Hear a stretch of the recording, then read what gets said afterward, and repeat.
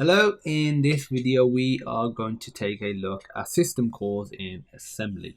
So we actually can use the Linux based system call. So if you use Linux, you're a developer on there, or some sort of IT guy, then you probably are aware of the system calls or some of them.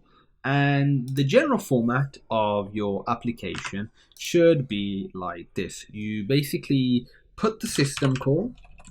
Yeah, fine. I'm gonna put a dash. System call in EAX register, which is what we've got here.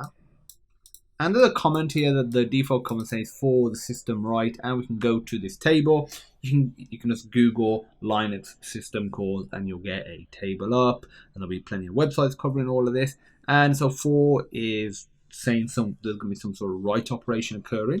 Then what you do next is you store any values you have in the following registers. So the registers that you have available to use after EAX is EBX. It will vary slightly depending on what sort of OS you're using, and say 2-bit, 64-bit, 64-bit instead of E, it's also be RAX, RBX, but the principle is the same. 16-bit, I think it's AX and BX. But again, the overall principle is the same. And ECX, EDX, and we've used up to these in general, and we've even used ESI.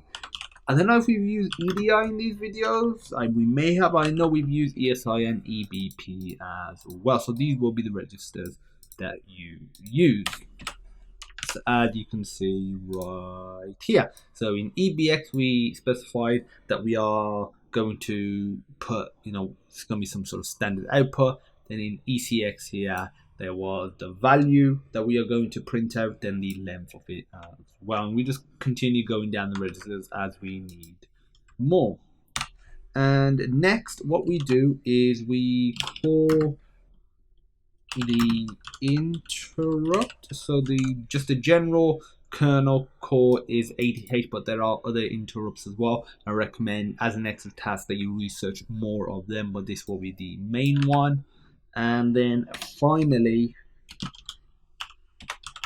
any result is, from what has occurred, is stored in the EAX register for the first one. So if you did some sort of arithmetic calculation, which you can check out the arithmetic section in this series, then you will have seen that the result got stored in EAX. And that is it. So if we go to this table again, number 1 means exit. You need that at the end of the application.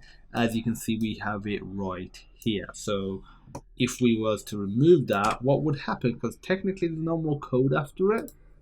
We are getting memory based errors, and we could get other errors as well. So make sure you call that at the end of the application. So there's 2 extra tasks that I want you to partake in. First one is check out other interrupts and how you can use them. And the second task, combined with what you've learned throughout this series, actually check out some of these other system calls and try and implement them. But if you have any questions and you need any help, feel free to pop me a message. And as usual, I look forward to seeing you in the next video.